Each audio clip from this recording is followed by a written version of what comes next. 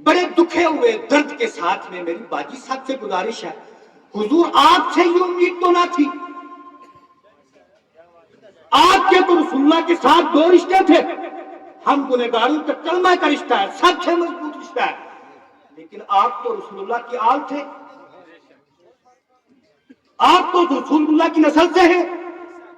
یہ دین تو آپ کے نانا جان کا تھا۔ آپ نے جمعۃ المبارک کے موقع کے اوپر مسجد اور حضور نانگا باجی کے مزار کے بیچ میں ڈول بجوائے، حضور تھوڑی تو شرم کرنی تھی، قیامت کے دن آپ کے نانا کو کیا منہ دکھائیں گے؟ آپ کو کس نے یہ درس دیا کہ یہ کرنے سے کچھ نہیں ہوتا؟ میں کہتا ہوں حضور بات کو سمجھیں، ہمیں تکلیف ہے، ہم آپ پہ تنقید نہیں کر رہے، ہم دکھے ہوئے درد سے کہہ رہے ہیں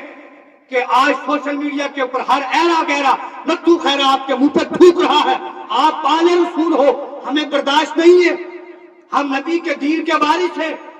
جہاں ہم نے رسول اللہ کی شریعت کی پاسداری کرنی ہے، آپ آل بیت ہیں، آپ کی عصمت کی پاسداری بھی ہماری ذمہ داری ہے، لیکن آپ آل رسول ہو کر ایسے کام کیوں کرتے ہیں کہ آپ کے اوپر کیچڑ اچھالی جائے؟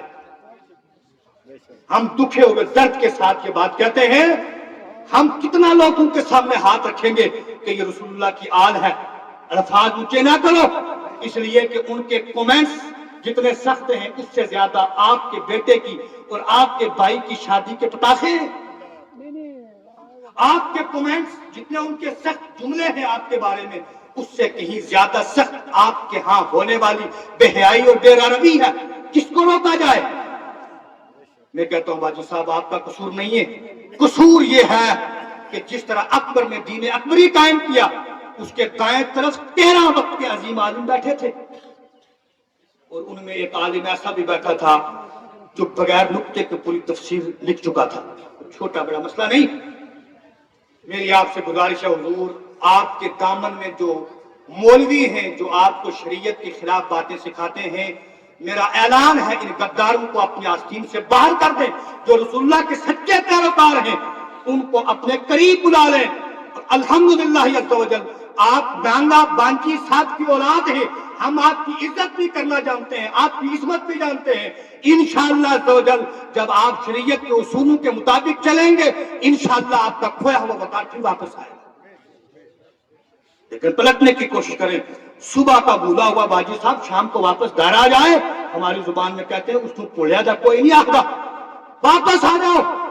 یہ 2 نمبری لوگ ہیں تمہاری آستینوں میں جو تمہیں تمہارے نانا کا دشمن بنا رہے ہیں۔ کل قیامت کے دن میرے نبی نے ارشاد فرمایا جب قیامت کا دن ہوگا کچھ لوگوں کو میرے سامنے لایا جائے گا، میں ان کی سفارش کروں، اللہ پاک کے ارشاد فرمایا ہے حبیب آپ کے بعد آپ کو نہیں پتا کہ یہ کس حد تک گرے ہیں۔ قیامت کے دن باجی صاحب اگر رسول اللہ نے آپ سے پوچھ لیا کہ آپ نے جمعے کے دن جو دن درود کا دن تھا جس دن یا رسول اللہ کی صدائیں آپ کے یہاں بلند ہونی تھی، یہ نکاح کے بارے میں تو میرے نبی کا حکم ہے عالنوا ھذا النکاح وانہ کی دعا فی المساجد، اس نکاح کا اعلان کرو اور مسجدوں میں قائم کرو، یہ رسول اللہ کی سنت کے اوپر آپ نے پہرا دینا تھا، آپ نے رسول اللہ کی شریعت کی دھجیاں اڑائی، پھر بتاؤ قیامت کے دن کیا جواب دو گے؟ مولا کائنات حضرت علی کرم اللہ وجہہ الکریم مسجد میں ہیں، ایک شخص نے نماز پڑھی عصر کی، نماز عصر ادا کی تو نماز عصر کے بعد دوبارہ اس نے نماز کی نیت کر کے اللہ اکبر کر دیا، نماز سے فارغ ہوا تو حضرت مولا علی نے فرمایا کیا کرنا تھا تم عصر کے بعد نماز پڑھتے ہو؟ آگے سے جواب دیا اس نے انی اعلم ان اللہ لا يعذبني علی الصلاۃ، کہ لگا میں جانتا ہوں اللہ پاک مجھے نماز پہ عذاب نہیں دے گا، بات اس کی بھی درست ہے، نماز کیا ہے؟ قیام ہے، قیام اللہ کو پسند ہے، وقوموا للہ قانتین، کر کیا رہا ہے؟ قرآن پڑھ رہا ہے، کر کیا رہا ہے؟ رکوع کر رہا ہے، کر کیا رہا ہے؟ سجدہ کر رہا ہے، انہی چیزوں کا نام کیا ہے؟ نماز ہے۔ جواب کیا دیا؟ میں جانتا ہوں کہ اللہ پاک مجھے نماز کے اوپر عذاب۔ اب مولا کائنات کا جواب سنیں، تم ڈولوں کے مارنے کے بعد پٹاخوں کے بعد تم باتیں کرتے ہو، جواز اور تمہیں جواز کی شریعت کی دھجیاں اڑانے کے بعد دلیر بنتے ہو، مولا کائنات کی بارگاہ میں چلو، مولا کائنات نماز کے بارے میں کیا جملہ ارشاد فرما رہے ہیں؟ فرمایا سنو، ان اللہ یعذبک بہ